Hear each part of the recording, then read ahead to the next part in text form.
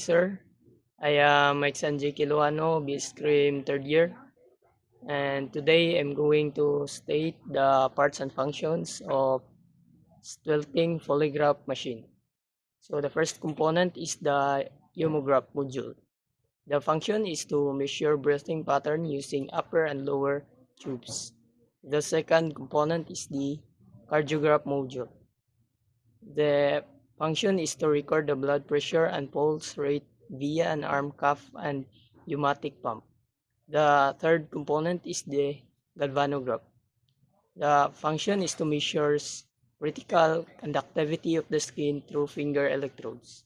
The fourth one is the chart drive system.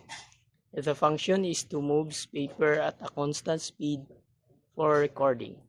The fifth one is the pen lifter.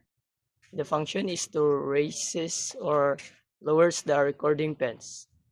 The other one is the sensitivity of centering controls. The function is to adjust the amplitudes of the tracing. The last component is the motion sensors. Its function is to detect the movement distortions usually placed on the set or lens. And that's all the parts and functions of Stilting polygraph machine. Thank you, sir.